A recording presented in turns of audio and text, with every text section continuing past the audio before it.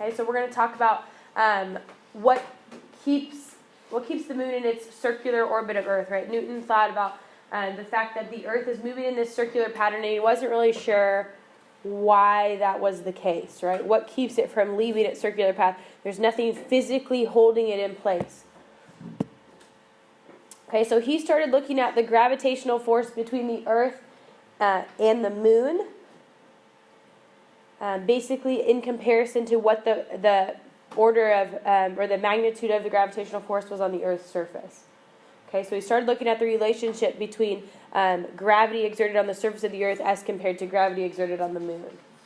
Okay, so acceleration on the Earth's surface, we know, is 9.8 meters per second squared. And we always say it goes downward, right, really? But now we need to start thinking about it in terms of it goes toward the center of the Earth, right? The mass of the Earth is what pulls everything toward the Earth itself. So really when we say down, we should be thinking of it in terms of toward the center of the Earth, okay?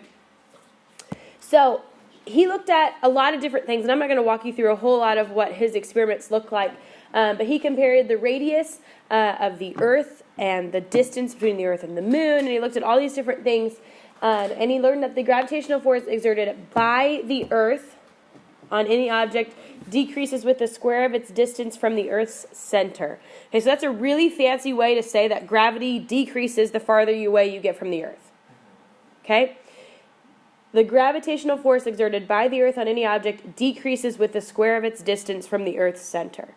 Okay, so what that's saying is that as we get farther and farther away from the center of the Earth, we see gravity decrease. Okay?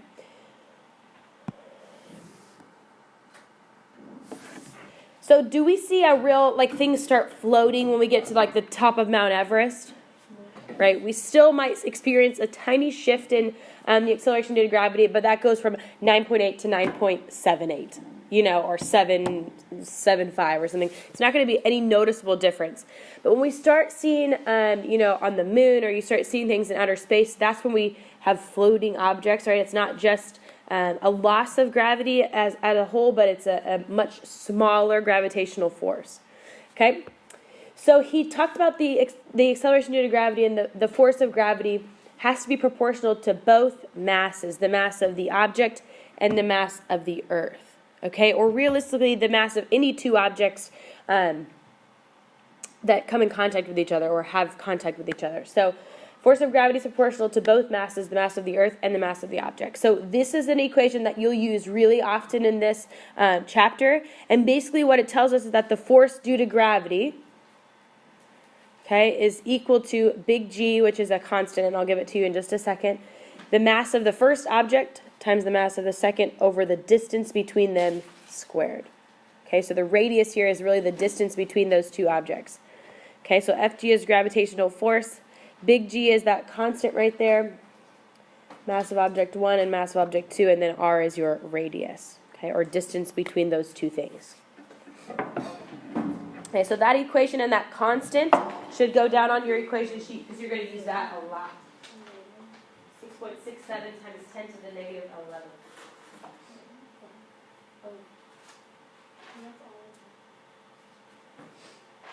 So the R is the distance between the two objects? That's right. Distance between the two objects.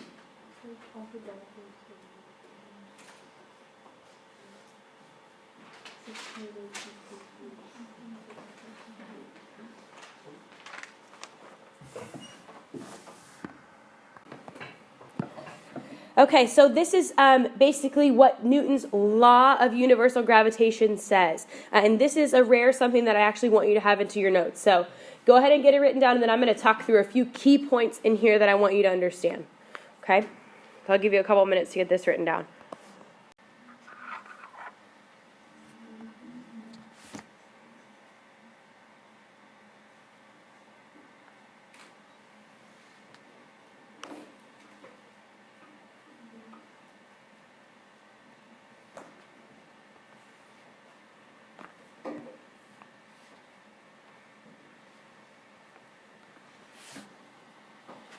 Okay, so within this definition, there's a couple of things that I want to point out. we already talked about how Newton was intrigued by the fact that the Earth attracts everything, right? The Earth exerts a gravitational force on everything. But he took it a step further to say that not only does the Earth attract every particle, but every particle on Earth, or every particle in the universe, attracts every other particle. Okay, with a force that has a relationship between their masses and their distance. Okay, so that means that there's a gravitational force between you and every other object in this room. Okay, but do we see things randomly start sliding together? Right? Does this, like, do I start sliding toward my desk because there's a gravitational force? No, right? Why not? Because it has to do with your mass. Okay, it has to do with the mass. So what will always have a greater mass than any other thing? Earth. The Earth, right? So the Earth's gravitational force trumps the gravitational force between every other thing, right? Nothing can weigh as much as the Earth. So there'd be no instance in which the gravitational pull between me and my desk would be greater between the gravitational pull than me and the Earth. Does that make sense? Okay, just like you don't see desks randomly start sliding together or anything like doing anything weird, because the Earth will always have a greater mass. Okay, so that means that gravitational force will always be larger, which is why we stay, safely on the ground. Okay. Something else I wanted to show you is the force acts along the line joining the two particles. So if you've got, two people here, okay, they've got a gravitational force between them, but you don't randomly see them start sliding together, but the force that acts between them acts from their center to their center. Okay, so the force, it's not like it goes to the Earth and comes back. There's nothing crazy that goes on. That should be like a pretty self-explanatory type thing, but if those two things were to start coming together, it wouldn't be on a weird path, right? It would be straight to straight, like magnets, right? That's what we're talking about here. So that seems a little self-explanatory, but I wanted to point that out. Okay? So that means that equation that I gave you, M1 and M2, it doesn't have to be the mass of the Earth. It could be the mass of two objects, right? And that gravitational force will just be really, really small. Okay? Okay, let's try this one here. 50-kilogram person and a 75-kilogram person are sitting on a bench so that their centers are 50 centimeters apart. What's the magnitude of the gravitational force each exerts on the other? Why would it be asking it in a way that each exerting the force on the other? That's right. They both have a gravitational force which has the same value, right? Newton's third law tells us that for every action there's an equal and opposite reaction. So if I exert a force on Amanda, she's exerting that same exact force right back on me. Okay, so that way there's just kind of one value of a force acting between them. Okay, so M1 equals 50. M2 equals 75. The radius is equal to what? 0.5 meters. That's right. We're going to take that centimeters and convert it to meters. Okay, and what are we solving for here? FG. Okay, so gravitational force means that we're solving for FG. Okay, so all we're doing is plugging numbers into that equation that I gave you. FG equals big G, which is 6.67 times 10 to the negative 11th times M1, M2.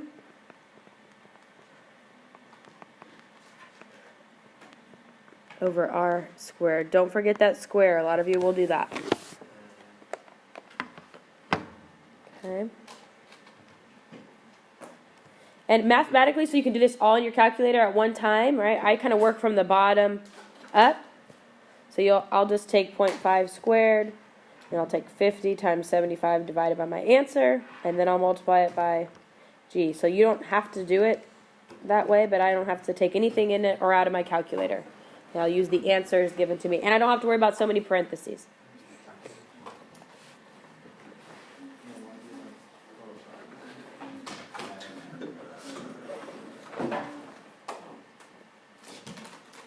So would we be expecting here a pretty big force or a pretty little force? Really little, right? Never would it be greater than their gravitational force, like from the Earth. So I got about 1 times 10 to the negative 6th. So if you're in space and like an astronaut, would it get like sucked towards like a space station since there's no like Earth gravity, or is it still so small that it doesn't? The mass of the space station would still, I think, be so negligible as compared to the mass of the Earth. So, yeah, it would have to deal with how close you are to it in comparison. So it's all about that ratio. But, yeah, that's a good question. There's a Vsauce video about it online that I watched. It's pretty cool. Yeah. So what's my unit here for gravitational force? Newtons. Good. Any force is going to be newtons. Okay, good. Questions here? They're that easy, yes. Plug and chug. That's right. This one's a little bit more intense. Okay. The force of gravity between two masses was 14 newtons when they were 10 meters apart. The distance between them changed and the force became 56 newtons. How far apart were they then? Okay, we should really maybe say, are they now? I don't know. I don't teach English. Okay. Distance between them changed and the force became 56 newtons. How far apart are they now? So, we need to figure out what information we have, what do we need, and how we can go about solving for our overall goal.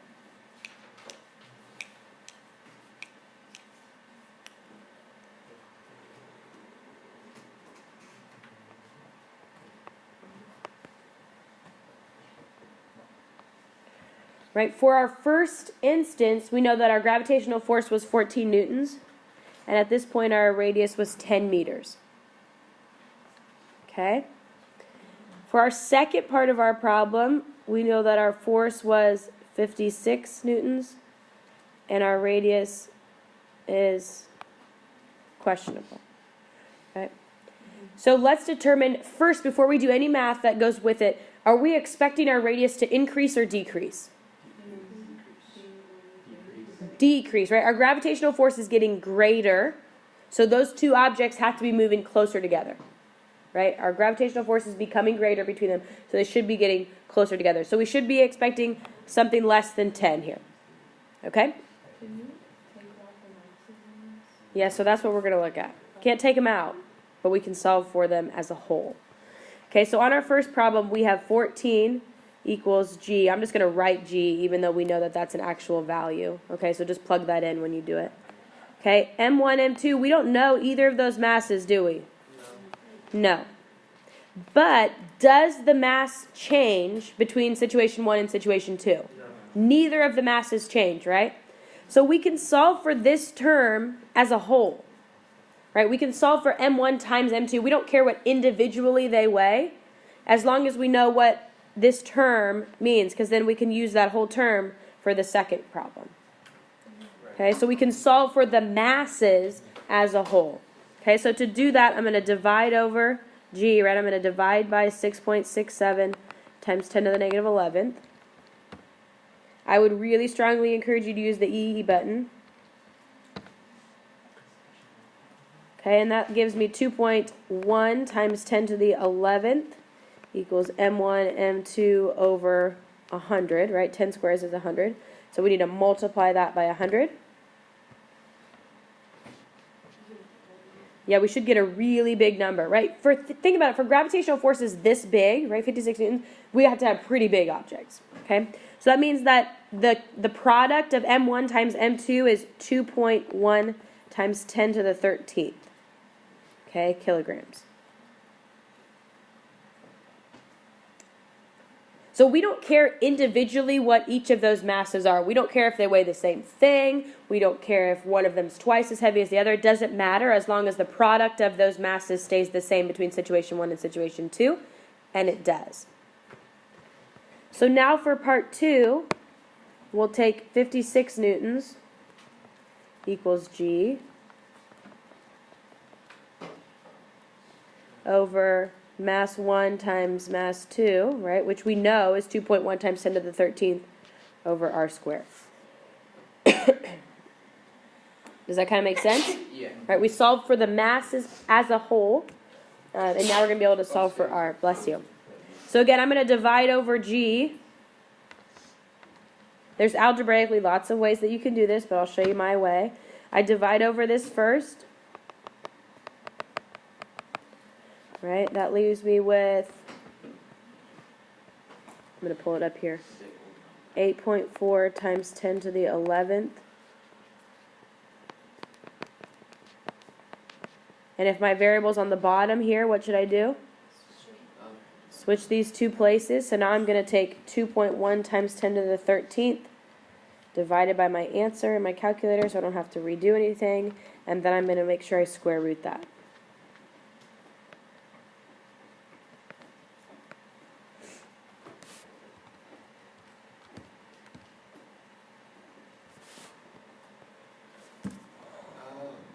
So here, what happened to our radius? It got cut in half, right? That's all right. When you divide the g over, how come this doesn't come out as a negative exponent? Because you're dividing by a super small number. So 56 divided by a negative 11th exponent would give us a really big number. 14 divided by g. 14 divided by g, yeah, negative. That gives us 2 times 10 to the positive 11th. Because I put that in, I got a negative 11.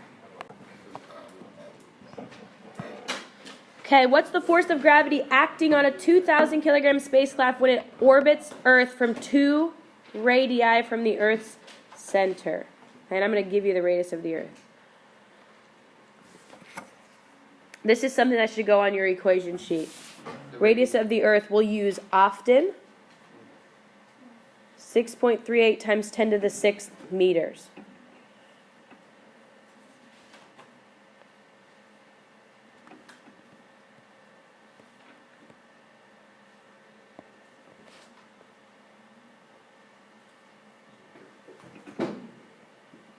So if this is the Earth, oops, this is the radius of the Earth right here. Okay, from the Earth's center to the surface.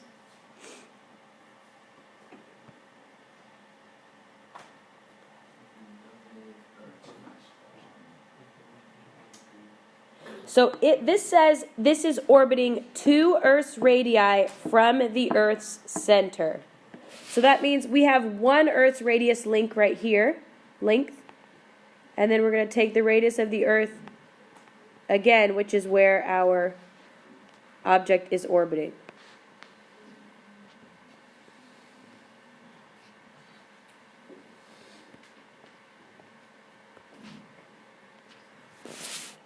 Okay, does that kind of make sense?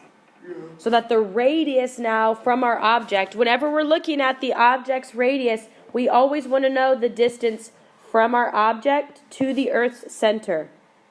So radius is this whole distance. Okay, so whenever we want to know the radius for something on the Earth, we always have to know it from the center of the Earth. Okay, so that means FG equals G. Do we need Earth's mass for this also? We will, yep, and I'll give that to you. Good question. Okay, actually, I'll go ahead and put that up here. Let me copy my diagram so you can see it later. Yep, that's what he just asked, and we're going to get that up there. Okay, there's the mass of the Earth. Should we write that one down? Yep, this should go in your equation sheet as well. There's plenty up on the... Can we write them like that? I don't care. I just need to organize it. It doesn't make sense to me. Some people do equation sheets per chapter, some of them put all of them on one. It's up to you. Per chapter?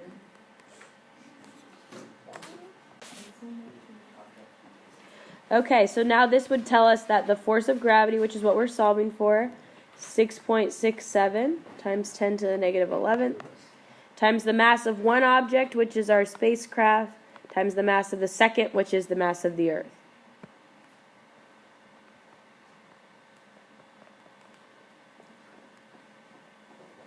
Over r squared. So what's our radius then? That's right, it's 2 times 6.38 times 10 to the 6th. And then we square that whole term. So you got to be really careful. You got to do the multiplication first before you square it. Okay, and do we understand why it's 2 r sub e? Why is it 2 radius of the Earth? Right, we want the distance from the center to the spacecraft. Okay, it tells us it's 2 Earth's radii from the Earth's center. Okay, you can also just add those together and then square it, that's fine. Again, I always kind of start from the bottom and work my way out. That way I have to do less changing in my calculator.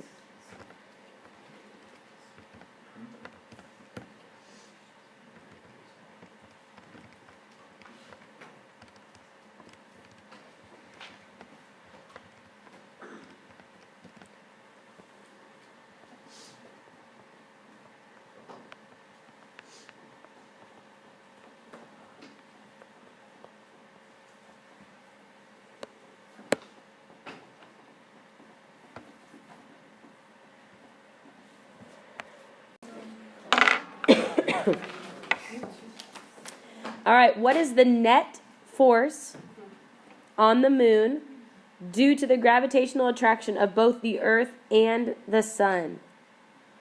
Assume that this Earth and the sun make a right angle with the moon. Okay, so I'll draw it out, what it looks like here. Go ahead and get written down what you need to, and then I'll just kind of draw this out here.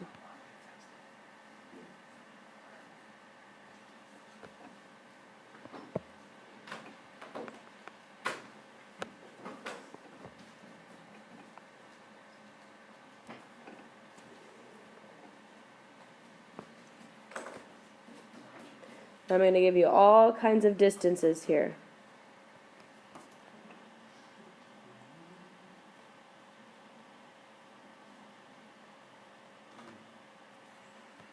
Okay. On your equation sheet, you really only need mass of the Earth. Right? Any other ones that you would need, I'll give to you. Okay.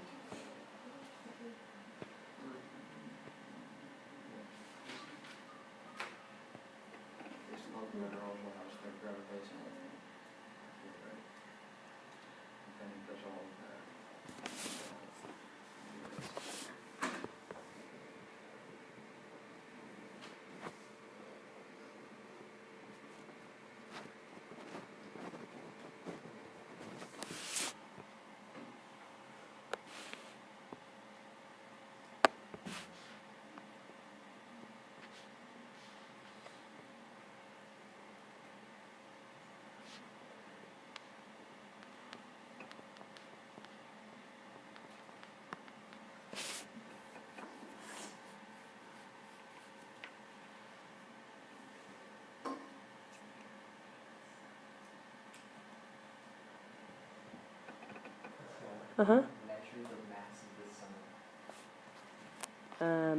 People smarter than me did that. I don't know. So essentially what we're doing here is we're looking for our resultant force, right? The sun is going to be pulling on the moon and the Earth is going to be pulling on the moon. And we're going to look at, if it were to move or if it were to go to one of those places, what would the net force be? Okay, so what we have to do is basically solve for Fg of both of these things, right? What's the gravitational force between the sun and the moon, and what's the gravitational force between the Earth and the moon? Okay? So let's go with Earth and the moon first.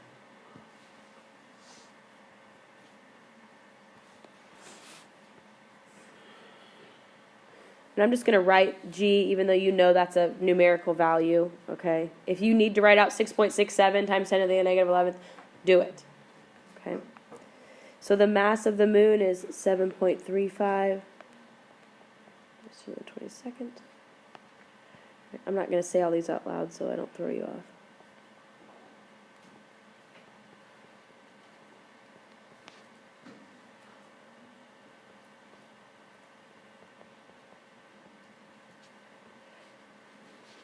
Problem's not too difficult, it's just got big numbers. Yeah. Okay. Don't forget to square your radius.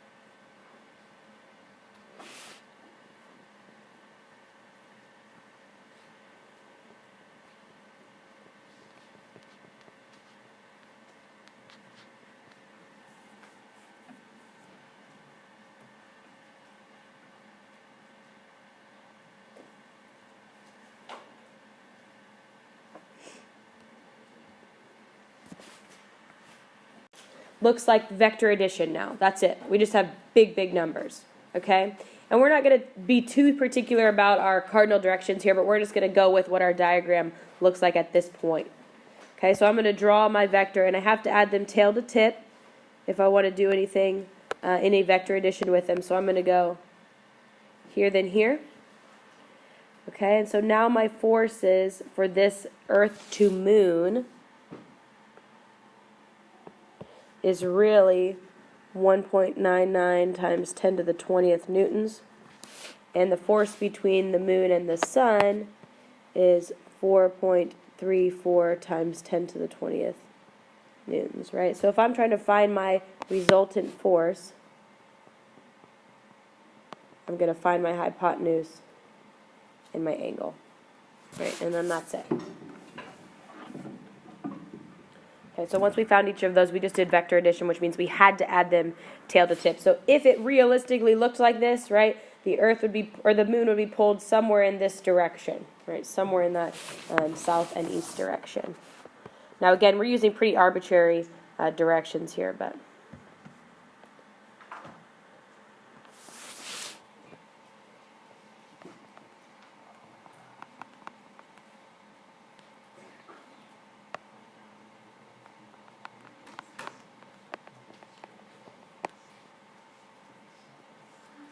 The number one more time because I just have it on my sheet right here.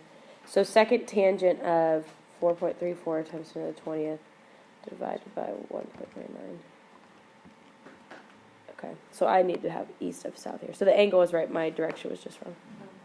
Okay. Uh-huh. For the 7-bit equation, I'm not getting the 4.3. This one? Yeah. Okay, let me come look at your math. So if you're going up or forward, it's you don't understand about this stuff. Okay, yeah, that was my fault. I put the wrong mass in there. This answer was right, but I just... Can we just call it port starboard? Nobody knows. That's the other one. Captain's coming. Yeah, we got a good question. Okay, I'll try. Okay, how do you, In the future, we will try to achieve zero gravity. like, how do you tell directions? It says only one Compasses, we just, you got lost out there, compasses how rely on you couldn't direct you back. the polar cap, or the magnetic There we go. You make your own Everything else will never achieve zero gravity unless the whole universe becomes one particle. I'm by Mars and I'm going left. So you gotta tell directions. Jay, you just have to So choose then- a point of reference, like the sun. If you're traveling towards the sun, it's north. Yeah, so if you're traveling towards the North Star, you're going north. Somebody would have to choose a point of reference. What if there's like thousands of spaceships, they constantly be crashing into each other? Well, that's just how it's going to I'm happen. going sun right, and then I'm going sun left. All right, why don't we work on this problem?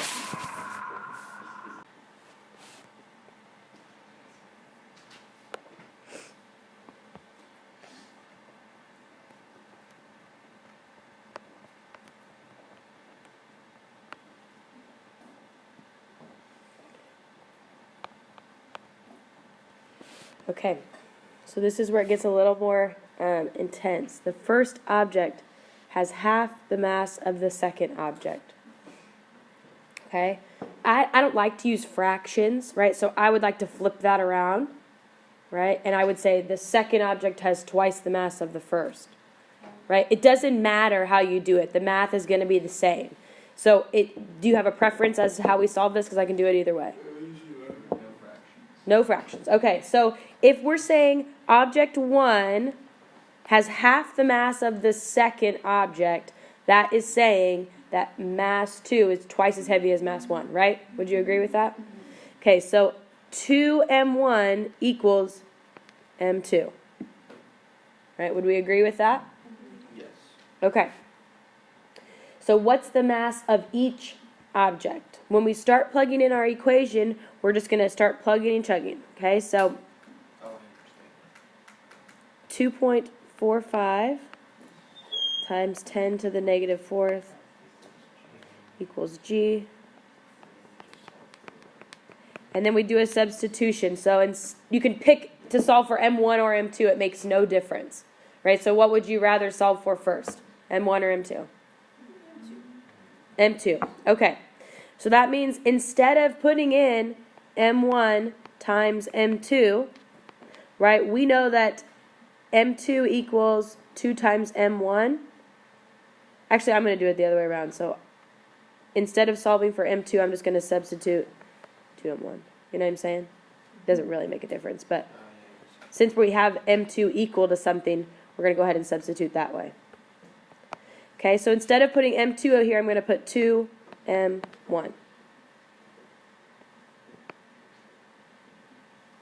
Do we see where that came from? So I'm going to put in whatever, I'm going to substitute whatever is the single. You know what I'm saying? Okay, over R squared, so 0.14 squared.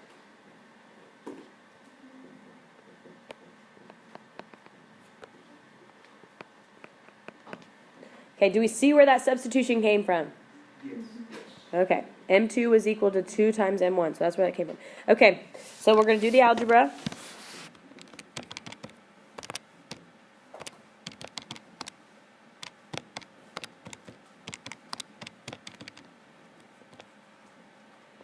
I'm going to divide over G. Then I'm going to multiply by 0.14 squared.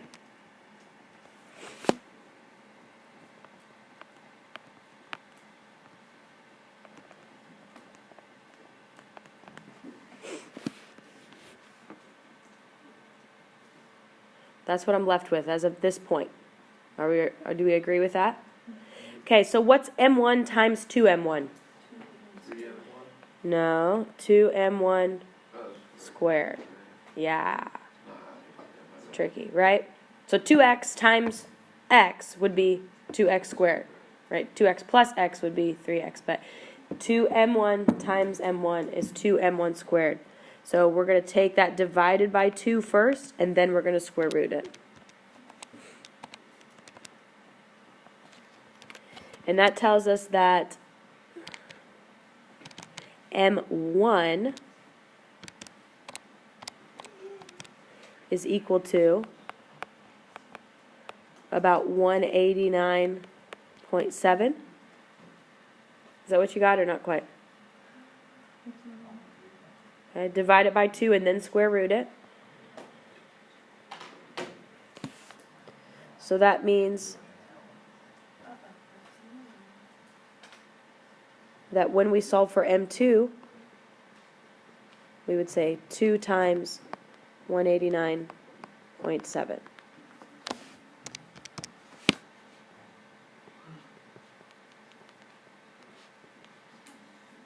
And we just assume those are kilograms as well, right? That's right, they have to be kilograms.